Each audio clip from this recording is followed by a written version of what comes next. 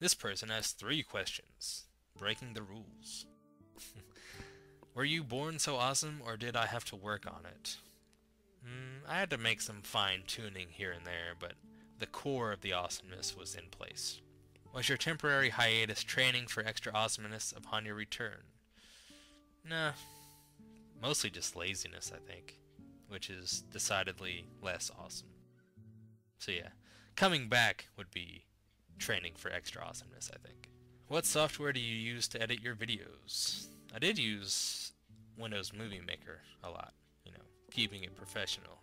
I also used Camtasia for audio editing mainly, and occasional video editing if I was recording something on the computer. But I think I'll be upgrading to something more significant soon, at least I hope so. Have you ever gotten an addiction on drugs, alcohol, or cigarettes? If so, do you still continue, and for how long? I can say that I haven't. Throughout high school, I had plenty of offers to smoke weed with people, and I don't know, it was just never my thing. Same way with alcohol. With alcohol, I'll just drink with friends every now and then, just to have a fun time. I'm not dependent on it at all, and I think that's partly because I have family members that are dependent and addicted to alcohol, and I definitely don't want to be in that same boat. Same way with cigarettes. That's just burning away money.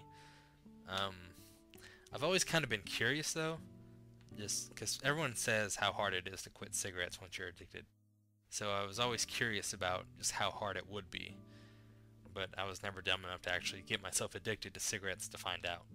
So yeah, no addictions for me, which is, I think, is pretty cool. This guy has 4 questions. Changing the game on Ask Chrono. What is your opinion on survival horror, and which one is your favorite? It's one of my favorite genres. It's not so common anymore though, unfortunately. Favorite altogether though, without the no Silent Hill or Resident Evil restriction. I don't know if I'd say it's my favorite, but I think the one that scared me the most was Resident Evil 1 on the GameCube. As a kid, that shit was scary. I sometimes didn't even make it past that first zombie. The one you see in the cutscene where he turns around and looks at you. Pretty sure I lost some sleep over that game. So, I don't know if it's probably not my favorite game to play, but it does stand out the most. And survival horror, I don't know, I just think it's fun. I think it's fun and tense, especially like when you have to really manage how much ammo and healing items that you have. Probably my favorite genre, as I've said. What kind of person are you in the real world in social situations? I guess I tend to be the quiet type and kind of introverted, I guess you could say. Not really too outspoken. Do you want to punch PS4 in his stupid face, or are you excited to try it? PlayStation 4, I actually have some kind of high hopes for that, especially hearing all of the unsettling rumors about the new Xbox, and that you always have to be online, no used games. That shit all kind of sounds sucky to me. So PlayStation 4 just comes out and says, hey guys, we're not going to have any of that. I'll be like, sold. I'm back on PlayStation. Is there a game that you really love but is grossly underrated? Well, I don't hear much talk about Super Mario RPG. I know a lot of people love that game, as they should, because I love that game too. Probably still my favorite Mario game. It's not exactly a Mario game, but my favorite game with Mario in it, I would say. I just like that game a lot. And I know a lot of that is probably nostalgia, but still. What do you think of Metal Gear Rising? It's actually one of my favorite games this year so far. It's just a lot of fun to play, I think. And the story just goes completely crazy at the end. But it does have problems with it. I'm sure you've heard the game is like 4 hours long. And towards the end of the game does feel rushed, like shit just kind of pops out of nowhere, unexplained. But I like it a lot. It's still a lot of fun. And pretty damn difficult too. I've never really been the greatest at those types of games. I should say with Rising, there is no dodge button per se, which kind of bummed me out at first because I had just played Bayonetta recently, and all the games like that, dodging is very helpful. But Rising focuses more on parrying attacks and countering them. There is a kind of dodge button. You push two buttons at once and then kind of like half-ass dodge it. But it does have invincibility frames, so you can dodge through attacks that way. It's unique enough, and I'm actually glad the story is how it was. I wanted it to have the least amount to do with MGS as possible. So it's just like its own contained side story, which is what I wanted. And thinking about it, some of the shit you see in that game, it makes it hard to believe that that's in the same world as MGS4. If you don't try to think about it too hard and just enjoy the game as a fun game, you'll probably like it. Heard of a game called Rule of Rose? If so, have you ever played it, and what did I think?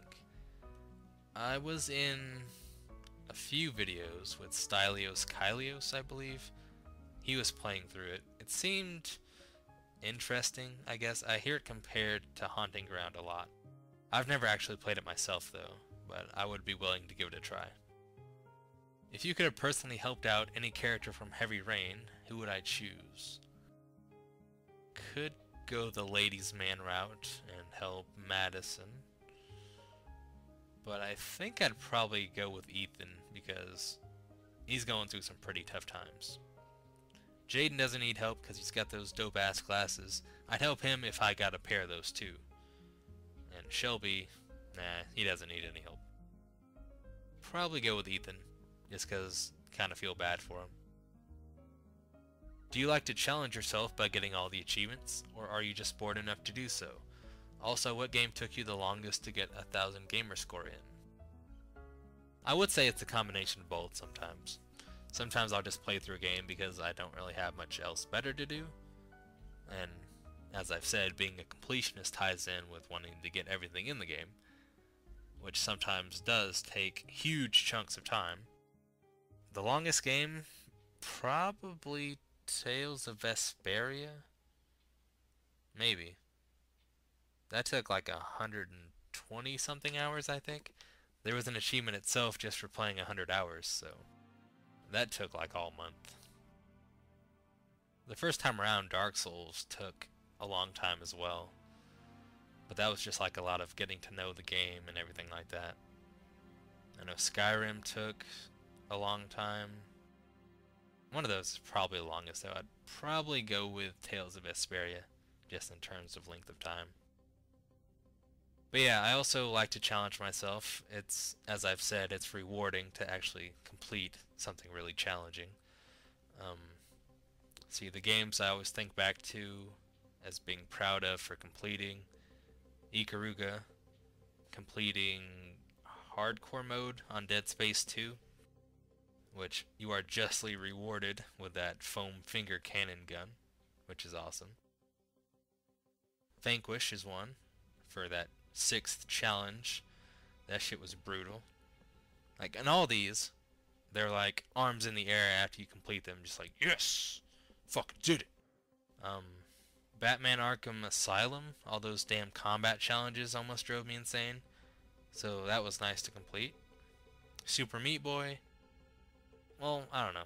With games like Super Meat Boy and I Want to Be the Guy, I play them so much and get what I would consider really good at them that they don't really seem difficult anymore. You just, kind of grind your way through it, and you're so used to everything that you can't really consider it hard, if that makes sense. I think those are the main ones. Metal Gear Rising was also pretty damn challenging at some points. I don't know. I think that's all like the insanely difficult ones that stood out. Do I like Final Fantasy games? If so, which one is my favorite? I do like Final Fantasy games. I've played through pretty much all of them, except I've never played 11, which was that online one, and I haven't played 14 either. I guess that still exists. I don't know if they put that back up yet or not. I haven't really followed it. I know it launched extremely badly last time they tried. I'll just stick with the single player Final Fantasies. My favorite one though is probably 8. And 8 gets a lot of shit just because, I guess, of the draw system. But a lot of people make it out to where you have to like draw 100 spells from every enemy that you find to get stronger, which is not the case. And if that was true, that game would be shitty, but that's not how it is. I think overall that probably has the best story, some of the best characters. I don't know, I just liked it a lot. It also was one of the first Final Fantasy games that I played. I played 7 and 8 around the same time, so I'm sure that has a fairly big impact on it. I do like 7. I do think it's a smidge overrated, but I do like it. I played through 9 twice, and I think I like it, but for whatever reason 9 just doesn't stick with me at all. Like, even now I could name off cities and like the plot of 7 and 8. I could probably name one city in 9, and I can't tell you much about the story after your friend gets, what's the word? Turned to stone in the forest, like an hour in. After that, I'm like, I don't know, Kuja and Vivi and Black Mages and shit. What's my favorite Resident Evil game? In terms of the new style, I would go with 4. In terms of the old Resident Evil, I don't know, that's a hard one. As I've said, Resident Evil 1 on the GameCube does stand out a lot to me, but that's probably not my favorite. I do think Nemesis is a total badass, so I might go with Resident Evil 3. It's either Resident Evil 3 or Code Veronica. I don't know, one of those two. I can't really decide. I will say that I still hate the second Resident Evil movie, just because of what they did to Nemesis, just turning him into like a giant pussy. Because he gets like kicked onto a piece of sharp metal. He's like, oh no, what am I going to do? But in the game, like, you just fill him full of lead throughout the whole game. I think at some point you actually blow his head off, and he still comes after you. So yeah, the movie just doesn't capitalize on any of that badassery at all. Completely disappointing. But I don't know. It's hard to say between the two. Code Veronica is a long-ass game.